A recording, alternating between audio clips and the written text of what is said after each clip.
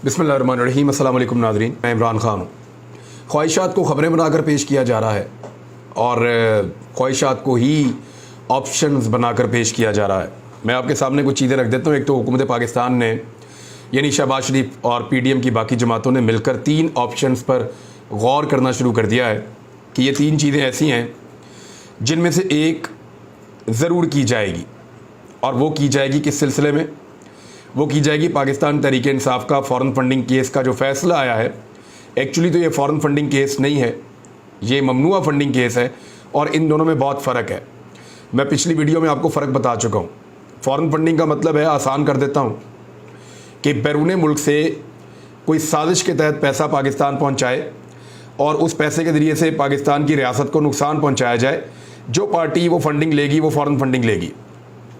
ममनुआ funding ये है कि जो फंडिंग आ रही है उसके अंदर कोई बेज़ाब्तियाँ हैं, बेकायदगियाँ हैं, या जहाँ परमिशन नहीं है वहाँ से भी आ गई है, या कानून के ऐन मुताबिक नहीं आई है। इसको आप ममनुआ फंडिंग कह सकते हैं। यहाँ बहुत सारे ग्रे एरियाज़ हैं और यहाँ बहुत कुछ होना भी बाकी है। अल्टीमेटली इस फैसले को देखने के बाद ऐसा लगता है कि जो सख्त तरीन criteria election commission of Pakistan ने फ़िक्स कर दिया है पाकिस्तान तहरीक-ए-इंसाफ के लिए, यही शिकंजा अगर पीपल्स पार्टी और PMLN के ऊपर रखा जाए तो वो पॉलिटिकल पार्टीज़ तो कभी भी पाकिस्तान में सस्टेन नहीं कर सकती। वो पॉलिटिकल पार्टीज़ अपना वजूद खो देंगी अगर यही शिकंजा या यही क्राइटेरिया उनके ऊपर भी अप्लाई किया जाए इलेक्शन कमीशन ऑफ पाकिस्तान की जानिब से।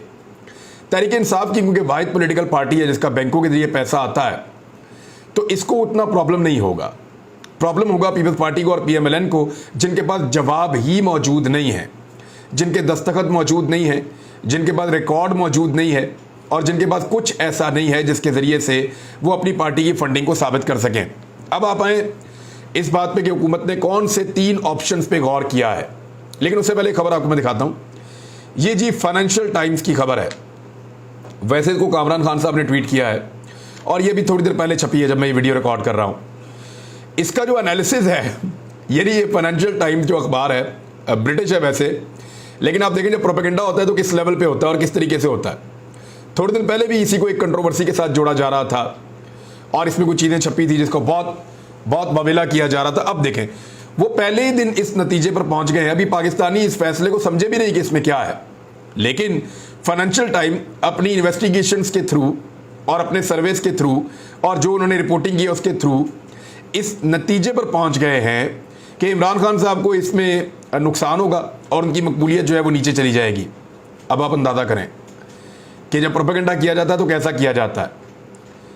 यानी इमरान खान साहब को नुकसान होगा, उनकी मकबूलियत नीचे चली जाएगी और इसका फैसला इलेक्शन कमीशन ऑफ पाकिस्तान के एक फैसले ने किया है जिसमें उन्होंने शो काज नोटिस सिर्फ जारी किया है और ये ममनुआ फंडिंग है, फॉरेन फंडिंग नहीं है। तो बस इस किस्म का इन्होंने एक दिया है एनालिसिस। अपनी मर्जी के एनालिस्ट जो है उनके ज़रिए से रिपोर्ट करवाया गया। फाइनेंशियल टाइम के अंदर ये खबर छपी है। तो ये ख्वाहिशात है जिनको खबरें बनाया जा रहा है। अब आ जाए कि PMLN की कौन सी 3 बड़ी ख्वाहिशात हैं, पीपल्स पार्टी, PMLN और फजलुर रहमान की। MKM भी आप शामिल कर लें। 3 ऑप्शंस पर उन्होंने गौर किया है। पहला ऑप्शन वो ये कहते हैं कि आइन के आर्टिकल 17(3) के मुताबिक पाकिस्तान तहरीक-ए-इंसाफ पर पाबंदी आयद करने के लिए मामला सुप्रीम कोर्ट ऑफ पाकिस्तान भेजा जाए। ये मैंने शहबाज शरीफ साहब ने एक ट्वीट किया, उसका मैंने जवाब भी देते हुए यही कहा था कि ये राइट जो है हुकूमत पाकिस्तान का है। अगर वो समझती है कि इमरान खान साहब ने फ़ॉरेन फंडिंग ली है, फ़ॉरेन फंडिंग मैं कह रहा हूँ, ममनुआ फंडिंग के ऊपर ये बिल्कुल नहीं हो सकता। आर्टिकल 17(3) का इतलाक नहीं हो सकता। आर्टिकल 17(3) वही कहता है जो मैंने आपको बताया कि बैरून मुल्क से पैसा लेकर पाकिस्तान को नुकसान पहुंचाना, दहशतगर्दी, अनारकी, हालात ख़राब करना, रियासत मुखालिफ सरगर्मियों में जाना और किसी बैरूनी रियासत से या बहुत बड़े ग्रुप से आप पैसा ले रहे हों और आप ये कर रहे हों, दहशतगर्द तंजीम से आप पैसा ले रहे हों, जैसा कि उसामा बिन लादेन से पैसा लिया था एक दौर में नवाज शरीफ साहब ने, जैसा कि नवाज शरीफ साहब की जो इलेक्शन कैंपेन है 2013 वाली, वो अरब्स ने उसको इन्वेस्ट किया था, उसके ऊपर उनके तैयारे और हेलीकॉप्टर्स आए थे इनको सपोर्ट करने के लिए। जैसा कि और बहुत सारी मिसालें, लिबिया ने फजलुर रहमान साहब को जैसे कि फंडिंग की थी। ये इन चीज़ों को अगर आप देखें तो ये फॉरेन फंडिंग होती है। जो ममनुआ फंडिंग है उसमें ये नहीं आता। लेकिन अगर हुकूमत वक्त के अंदर इतनी हिम्मत है और वो ऐसा हौसला कर सकते हैं कि पाकिस्तान की सबसे बड़ी पॉलिटिकल पार्टी को बैन कर दें तो फिर उनको आर्टिकल 17(3) का इतलाक करना पड़ेगा, सुप्रीम कोर्ट में भेजना पड़ेगा। ये मामला वहां पे जाते ही फौरन उड़ जाएगा। अच्छा, उस पर बयानिया ये खड़ा किया जाएगा कि देखा लाडले को फिर बचा लिया, हालांकि केस में कख नहीं है, कुछ भी नहीं है।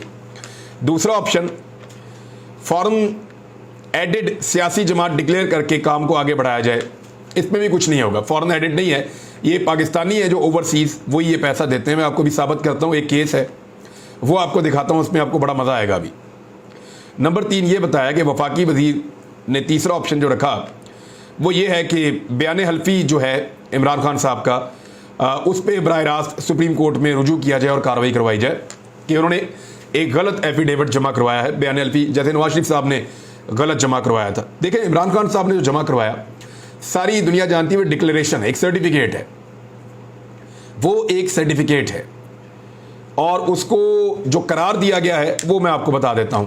इसमें जो वर्ड इस्तेमाल किया गया है वो है इनएक्यूरेट, यानी ग्रॉसली इनएक्यूरेट। जो इमरान खान साहब ने इसमें जमा करवाया था फॉर्म 1, ये फॉर्म 1 है जी, और इसको आप ये नहीं कह सकते कि ये एफिडेविट है।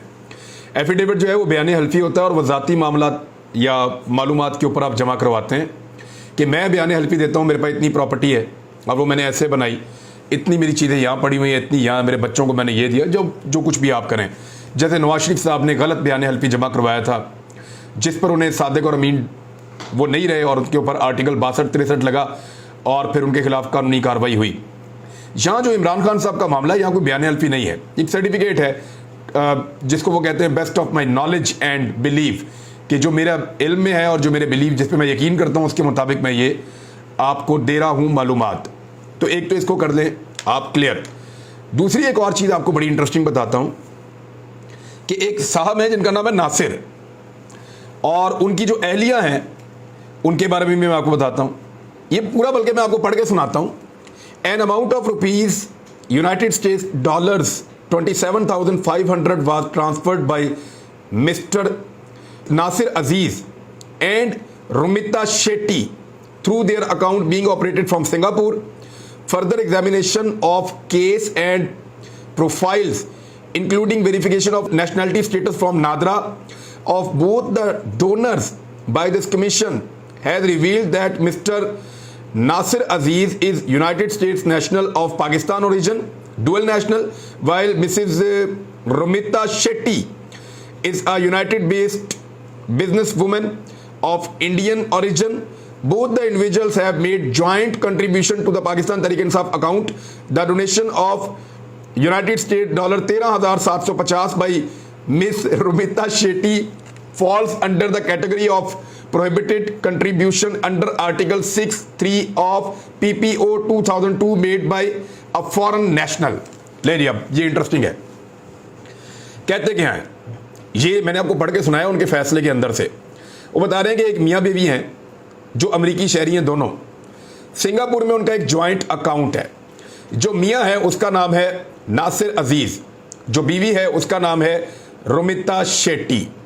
ये दोनों मियाँ बीवी, नासिर अजीज़ पाकिस्तानी है, रुमिता शेट्टी इंडियन है, लेकिन इन दोनों के पास अमरीकी शहरियत भी है। ये दोनों डुअल नेशनल हैं। इन दोनों ने मिलकर एक अकाउंट खोला और वो अकाउंट इन्होंने खोला कहाँ पे? सिंगापुर में। वहाँ से उन्होंने पाकिस्तान तहरीक-ए-इंसाफ को एक डोनेशन दी जो बनती है $27,500। $27,500 की इन्होंने डोनेशन दी दोनों मियाँ बीवी ने। लिहाजा क्योंकि इनका ज्वाइंट अकाउंट है, हम उसको 2 हिस्सों में डिवाइड कर देते हैं और नासिर अजीज के खाते में आधे पैसे डालते हैं, आधे डालते हैं रुमिता शेट्टी के खाते में, और रुमिता शेट्टी क्योंकि इंडियन शहरी भी है लिहाजा ये ममनुआ फंडिंग में चला गया। अब आप अंदाजा करें कि कैसी इन्होंने 2 नंबरी की है।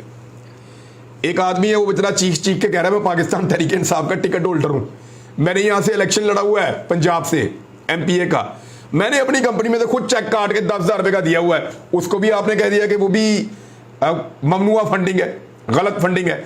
तो इस तरह की सारी मिसालें अभी सामने आना शुरू हो जाएंगी और इलेक्शन कमीशन जो है उसको उल्टा लेने के देने पड़ेंगे। और इमरान खान साहब का ये जो नैरेटिव है कि इलेक्शन कमीशन जो है वो आज़ाद और गैर जानिबदार नहीं है, वो जानिबदार है और वो ज्यादती कर रहा है, उसको ज्यादा तकवीयत मिलेगी इमरान खान साहब के इस नैरेटिव को। अब ये दोनों मियाँ बीवी हैं, इनके पास एक जॉइंट अकाउंट है। मैं मिसाल के तौर पे बताता हूँ कि मेरा अगर अपनी वाइफ के साथ एक जॉइंट अकाउंट है, वो उसमें से जाकर अपने लिए कोई चीज़ खरीद लेती है या वहाँ से पैसे निकाल कर किसी को दे देती है, तो वो उसकी मर्जी और मैं निकाल कर दे देता हूं तो मेरी मर्जी। फर्ज करें रुमिता शेट्टी ने इंडिया में फंड किया हो किसी एनजीओ को या किसी तंजीम को $30,000 और इतने ही जो है वो इसने नासिर अजीज ने किए हो पाकिस्तान में, पाकिस्तान तहरीक इंसाफ को, तो क्या इंडिया में भी ये कहा जाएगा कि क्योंकि ये ज्वाइंट अकाउंट है तो पाकिस्तान वाले आधे जो है वो ममनुआ फंडिंग में आते हैं? नहीं, ज्वाइंट अकाउंट का मतलब ये नहीं है कि जो भी हो रहा है वो ज्वाइंटली यूं करके किया जा रहा है। तो इलेक्शन कमीशन ऑफ पाकिस्तान ने इस तरह की चीजों के अंदर खिलवाड़ किया है। ये जो खिलवाड़ किया है इसके थ्रू वो खेल रहे हैं। मिसाल के तौर पर उन्होंने कहा कि अबराज ग्रुप जो है, अब अबराज ग्रुप के बारे में जो इन्फॉर्मेशन है वो आपके साथ शेयर करता हूं, ये बहुत इंटरेस्टिंग है, इसको देखें जरा आप। ये नुकता जो है ना अबूजर सलमान न्याजी ने बड़ा अच्छा उठाया है, लॉयर है और क्योंकि उन्होंने ये पूरा केस पढ़ लिया है, मैं तो अभी पूरा केस नहीं पढ़ पाया, लेकिन जितना पढ़ा है उसमें बड़ी मजेदार चीजें आ रही हैं।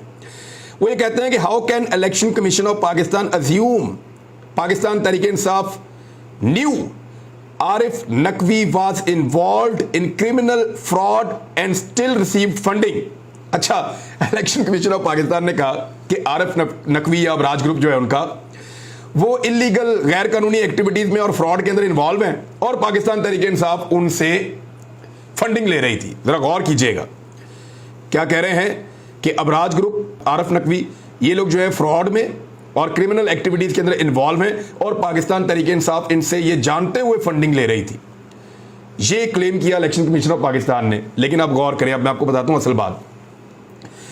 ये जो फंडिंग हुई थी ना पाकिस्तान तहरीक इंसाफ को, ये हुई थी 2013 से पहले 2011 से 2013 के मामलात हैं ज्यादातर, ये वो वाली फंडिंग है।